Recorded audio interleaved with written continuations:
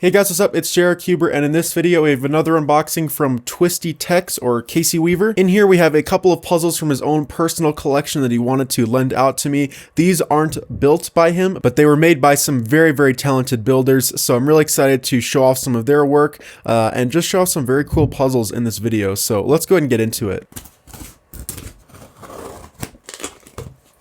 So it looks like we have a nice little card once again, and then some new type of packaging, some very soft, looks like insulator type stuff, and then the puzzles. So here is the first one here, and then the other one is in here. So these are both of the designers of the puzzles that I'm going to be showing in this video today. The first one is Warriors Workshop on Instagram, also known as Mark Gagliano, also known as Modern Day Warrior on YouTube. And then the second one is, of course, Traiphum. If you guys are into modding at all, I'm sure you guys know who this is. He's one of the best modders out there. All right, so let's go ahead and get into these puzzles. I'm going to go ahead and start off with this one right here, which is the Traiphum puzzle. So I haven't shown too many of Traiphum's puzzles on my channel, which I really want to change. I actually only own one of his puzzles, the 4x4x2, but this is another one that he's made. He is one of the most skilled builders out there. His mods are absolutely flawless, and they basically feel very much like actual mass-produced puzzles. So this puzzle here is a 6x6x4, which is a mod that I've wanted from him for a while. It's a mod that I've wanted in my collection for a while, and Casey has it, so he asked if I wanted to try it out, and I was like, of course. I would gladly try any of Traiphum's puzzles. The first thing I noticed about it was just how heavy this puzzle is. This puzzle feels like it's probably over a pound, which is pretty impressive for, you know, a puzzle like this. Most puzzles are quite light. So the reason why this is so heavy is because it is just so full of epoxy sculpt. So this is basically modified from a 6x6, and it is an extension only mod. So basically what that means is that on the 6x6, on this axis here, the two top and bottom layers were glued together, and then the rest of the puzzle was extended outwards to make the corners square, and that gives it this kind of rectangular cuboid type shape. And it also makes the edges longer than the centers and the corners bigger than the centers, but I actually really like the way that kind of puzzle looks. It's the same kind of look that the 3x5x7 had, which is a puzzle that Casey made and sent to me in that video if you guys have seen it. And it's basically the way all extension only cuboids look, and I think it's a really cool look because you don't get any oilsing, which is basically just the curved cuts in the pieces that happen when you cut down, and the puzzle still looks really clean and nice and squared off, and everything just looks really clean. So this is one of the nicest looking cuboids I've really ever seen. It just has a very nice shape.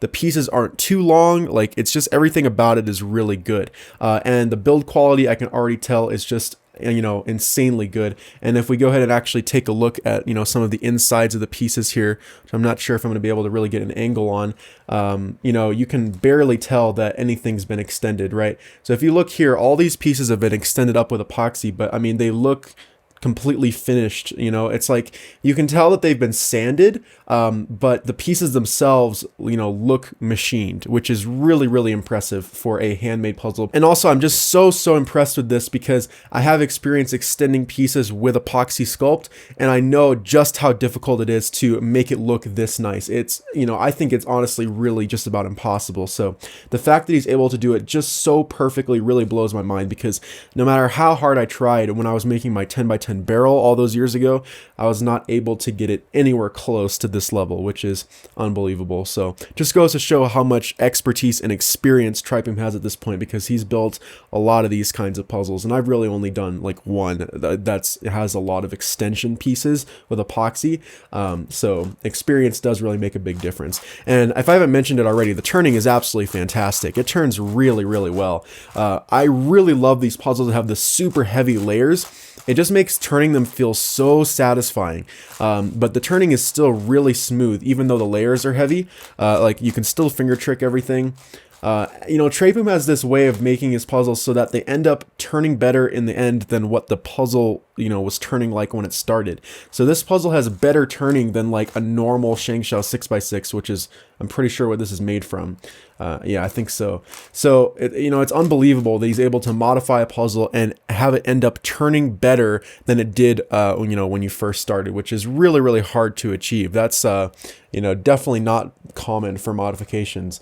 So And then of course it does shapeshift, right? You know, when a puzzle shapeshifts like this, the puzzle it shapeshifts into is always the lowest number of the order of the puzzle. So in this case, it would be 4, right? Since it's a 6x6x4, when you shapeshift it, it's going to become a 4x4. So I want to go ahead and do just like a checkerboard pattern. I'm going to try and do something like this, which is going to give us a slightly more full checkerboard. You're never going to be able to get a full checker on an even layer puzzle, but this is about, you know, this is as good as it's ever going to get. So yeah, that looks really, really nice. Traiphum always uses like the standard Shengshou color scheme on his puzzles unless you like request otherwise. And I actually kind of think it suits these puzzles pretty well. I don't know if I would like having like a big bright fluorescent color scheme on a puzzle like this. It just seems more suited to have a more muted color scheme like this. I don't know why, but I just like it. I really like everything about this puzzle, and I honestly really wish I could keep it, but of course I am going to be sending it back to Casey. I just want more of these Traiphum puzzles in my collection.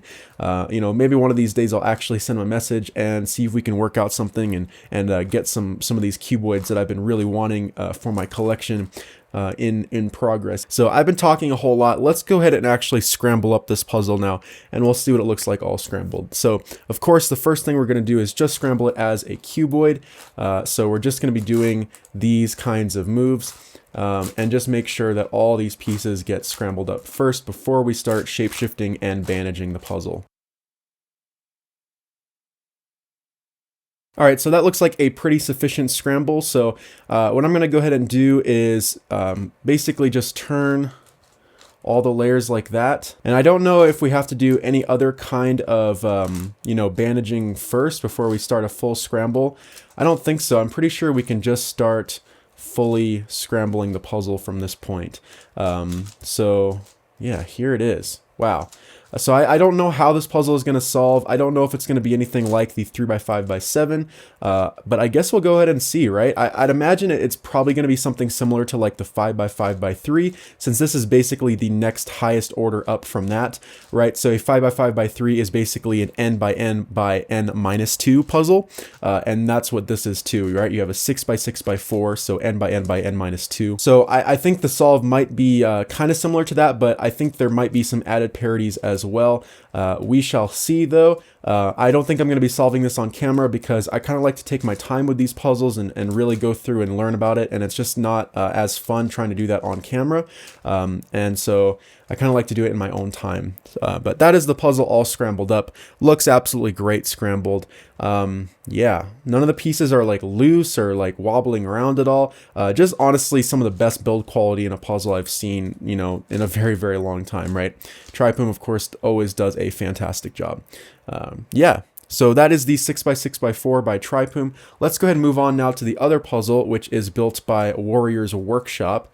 And this is a much smaller but more intricate puzzle, which is very, very cool. So this is the Warrior's Atom. And this is so cool. So basically it looks like this is a ball version of this puzzle. So this is one of Greg's puzzles. So this puzzle is of course Greg's multi-skew puzzle. So this basically looks like a ball version of that, which is very, very interesting. So definitely makes it feel a whole lot smaller, even though it is, you know, the same puzzle. It looks like it's basically stickered in the same way, so I don't think the solve is going to be too much different, but it definitely looks very, very cool. Definitely a lot cooler than this puzzle does, to be quite honest. And I think a lot of that has to do with the stickers, right? So this is stickered with the Mefferts style of stickers, which is basically a very high quality vinyl that is kind of, you know, is like striped kind of. I guess that's not really the right word. It has the same kind of like brushed effect on the stickers as you would see on something like a bump cube, but at a much higher quality. And you get these very, very bright and interesting colors that aren't really the same as colors you would normally see on a cube. So you have like bright pink and like these bright oranges and like these lighter kind of oranges and all this kind of stuff. The colors just really pop and it looks super amazing. The turning is also fantastic. I have like no complaints there. It turns really well. And just from what I can see, the craftsmanship is unbelievably good. The stickers aren't perfect. Like you can see kind of where the cuts are on the stickers, and that they were, it looks like they may have been hand cut, I'm pretty sure. If it wasn't for that though, usually this, you know, if a stickers are hand cut, it gives away that it is a handmade puzzle, and I definitely love that quality about it. But you know, that quality about handmade puzzles like that. But if it wasn't for that, this puzzle would absolutely look mass produced. Like no way it would not look mass produced. Like the pieces are completely shiny and glossy, and the corners and edges are all rounded just the way you would see on a mass produced puzzle. Yeah, I don't see any imperfections in the way this was actually made. Just some tiny little things in the stickers, but yeah, it looks really good. So it also comes with this like little stand basically, so just to hold the puzzle up like that. So I know I have solved this puzzle before, but I don't know if I remember how to solve it. I don't think it's that difficult, but I think it does require an algorithm or two that I never memorized. I think I may have just looked up a tutorial. I'm not actually sure though, but this one I'm also going to be scrambling just so you guys can see. Yeah, so basically if you guys don't know about the multi-cube, this is kind of how it turns, right? So there's an inner and outer section to the puzzle, and when you turn the outer section, a portion of the inner section moves as well. And it looks very cool. And it seems like it's not really that connected with the outer portion once you start scrambling it, but once you figure out kind of the correlation between which pieces on the inside correlate to which pieces on the outside, it makes a lot more sense. Another thing I also want to point out about the stickers, I know I said that they're not perfect, but something I really do like about them, it's just that there's like these little gaps between them in the corners and also just kind of all the way through. So you get the sense that this is like a complete face. Like the stickers aren't pushed all the way up into each other, which is what I would have done personally. So I really like that touch. It kind of makes each side stand out just a little bit more. Yeah, it's also perfectly round, so you know, it doesn't feel like off-sided or like lumpy at all or anything like that. You know, making I've never made a ball puzzle, but apparently it's not that difficult, at least if it's like an end by end puzzle. I would imagine making it you know, making a ball puzzle out of something obscure as this would be a whole lot more difficult. I honestly can't see how it would be done. So, you know, hats off to Mark for doing such a fantastic job building this puzzle, because you know, I definitely would not have been able to make anything close to this, you know, level of quality. Yeah, I definitely want to get back into modding. I have a puzzle that, you know, have been kind of working on, you know, here and there for a while, and I want to finish it up. You know, now that I've moved, I have a much better area to work in. I just haven't gotten it set up with all of my tools and gotten all the lights set up and everything in there. But, you know, every time I unbox some mods like this, I get inspired to get working again. So I think I may just go ahead and start working on that again. The puzzle that I'm working on is another cuboid that I've been wanting in my collection for quite some time. But yeah, that is the puzzle all scrambled. Wow, is that ever colorful? Oh my gosh. Yeah, I'm definitely going to go ahead and post this on Instagram like right after, just because of how incredibly colorful and beautiful this puzzle is when it's scrambled. So to the builder of this puzzle, Warriors Workshop or Mark Gagliano, fantastic job. This is the first kind of puzzle I've seen from this builder, so I am absolutely blown away by the level of quality that is displayed here. So yeah, fantastic job. And of course, Traiphum, fantastic job on this puzzle as well, of course. So both these puzzles are really incredible. I'm going to go ahead and solve both of them, and then I will come back and let you guys know about the solving process and let you guys know some more about them. Alright, so it's been a few days and I have solved both of the puzzles now, so I want to talk about the solving process a little bit and pretty much just finish out this video. So for the 6x6x4, we'll start out with, this one was pretty straightforward. I didn't really have any problems with it at all. I have a decent amount of cuboid knowledge, not a ton, but I know how to solve these kind of like brick cuboids. I don't know if that's exactly how they're classified, but that's just kind of what I'm thinking of them as. Basically, I used a lot of the knowledge that I had from the 5x5x3 on this puzzle, just kind of scaled up a little bit, so it really wasn't that bad. There wasn't anything super unexpected. The most difficult part is the last edge pairing, when you have like some edges that are not, it's not intuitive how they solve, because you don't solve them like the rest of the edges. And that part, the first time I encountered it on the 505x3, I was really confused. But yeah, it just involves some parity algorithms and stuff like that. It's not super difficult. So this one overall was no problems. I had no problems with the solve. I had no problems with the puzzle either during the solve. Everything was fine. The puzzle is super stable, turns super well, like I said. So yeah, that is the 6x6x4 from Traiphum. And then as for the atom puzzle here, this one also solves the same way as just the standard multi-cube puzzle from Greg, which I found out is actually called the multi-cube, not the multi-scube. The difficult thing with this is just the shape. So with the multi-cube, it's pretty easy to see how the pieces move around because it's a cube shape, and you don't really lose your perspective on that. With this puzzle, it's very easy to lose perspective on how pieces need to move when it's in this shape. It's a bit easier to kind of visualize how the pieces move when it's in a cube shape, and you can kind of keep everything like steady and stable while you're doing your moves, so that you don't get lost. But it's a little bit easier to get lost in this puzzle. I did get lost a few times and kind of had to retrace my steps and rebuild some stuff and redo some stuff along the way.